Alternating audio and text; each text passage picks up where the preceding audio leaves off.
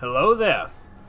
By now, you've probably heard about the broken TIE bomber that everyone's complaining about. Maybe you've seen it on Reddit, maybe you've seen some videos of people absolutely destroying in it. I thought I might just post a quick video to kind of cover the loadouts that people are using that are absolutely disgusting. Speaking from personal experience, this thing is an absolute monster. It feels like it has very few weaknesses. Last night, my team, I think we played 7 games as Empire. Not only did we not lose any of those games, I don't think we ever even flipped offense. It's just disgusting. The thing is gross. So I'm going to quickly kind of walk through what those loadouts look like, and then show you some quick kind of how it works in practice. This thing needs to be fixed. I think it really does. The game is awesome. I love this game to pieces, but this is a problem that I hope gets addressed pretty soon. Now, a quick caveat, I normally play in VR, so I might fly a little clunky here. It just feels a little strange looking at this in 2D, but anyways. Without further ado, here is the Mosquito bomber. This is the thing that goes and attaches itself to the hull of an enemy capital ship, parks there, and just unloads with everything. And so there's a couple of things that really synergize well that make this work, and we're going to talk through those. First and foremost, that rotary cannon. Obviously, the thing is just disgusting. Look at that DPS, 766. I mean, it's just crazy DPS, right? The max DPS is nuts. The other auxiliaries, I use the beam cannon. You know, it's pretty standard. You know, if you're unloading with both the rotary and the beam at the same time, you're just dealing massive amounts of damage. I like the proton bombs, but you could change that up. You know, if you want to do something else, maybe you want a mine to keep, you know, to give like an A-wing something to think about as it's trying to come and swat the Mosquito. I like the bombs. You can kind of drop them. I usually drop them not on the subsystem I'm after, but sort of on my way in or on my way out. I use the Seeker Warheads for countermeasures. I think there's an argument to be made for the Chaff and maybe the Sensor Jammer, but really I think the Chaff or the Seeker Warheads make the most sense. I find that I'm firing those on my way out, so I'm kind of trying to cover behind me, cover my tail. Reinforced hull is a necessity. That thing just gives you such a chongus hull. I mean, 4,000 hull on this thing. It's just disgusting. And the ion jet engine is crucial to this build. I think this is crucial to using the rotary cannon optimally.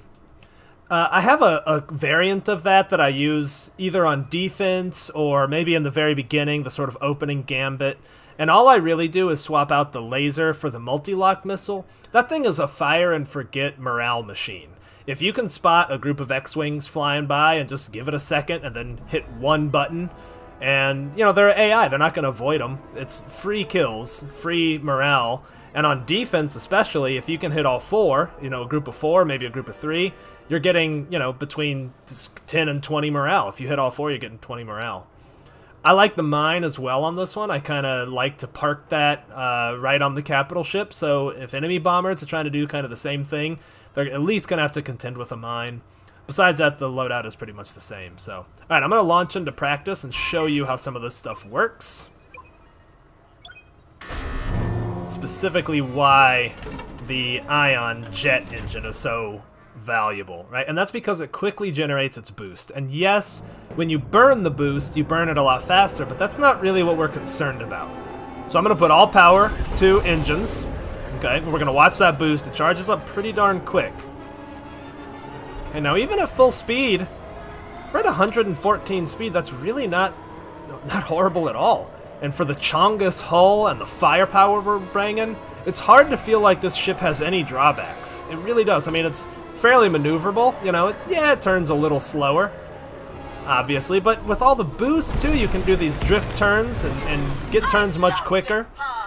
The thing is just a beast. But the real reason we want to take that twin ion jet engine, or whatever it's called, the ion jet engine, is to overcharge our lasers. Now, I'm using a controller. I'm using a PlayStation controller, but I think the default button is X on an Xbox controller, but it's square on PlayStation. And if you I have it set to combo, so double tapping that converts my boost power to lasers. You see that my lasers are overcharged, but look how fast my engine recharged. Before my lasers have even decayed 25%, my boost is recharged. So what that means is I can fire this rotary, which has the highest DPS in the game, and I can keep it overcharged. Watch this. See this? Getting a little low, getting a little low. We're gonna boost it, shunt that power, double tap square, and I can fire this thing on overcharge indefinitely. Okay? Highest DPS weapon, indefinite firing. So in practice, I see two things here. Number one, attacking a capital ship, that's the best DPS you can get. That combined with the laser, right? Fully overcharged, it's awesome DPS. On defense, there's a really dirty trick. You go and sit on your capital ship. If you still have shields, you sit inside the shield bubble, and you basically become an AA turret, right? Even at 0 speed, I'm turning fast enough to where when enemies are coming in, I can track them, and then boom, I'm firing overcharge as soon as they get within range, and they're easy to track because they're at distance. So you just shoot them down as they're coming in. You're an AA turret, basically.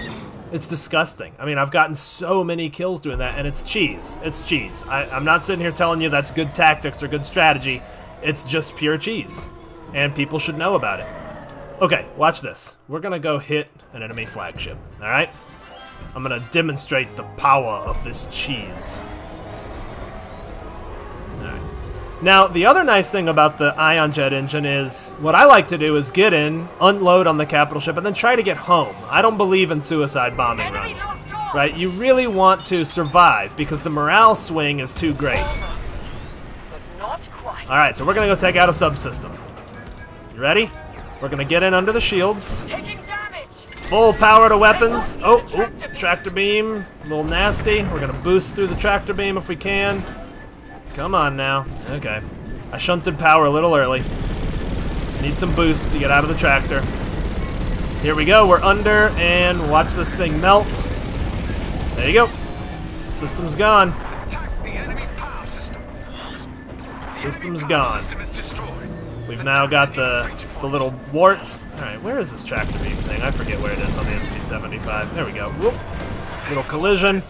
Now watch. I'm gonna just unload my protons.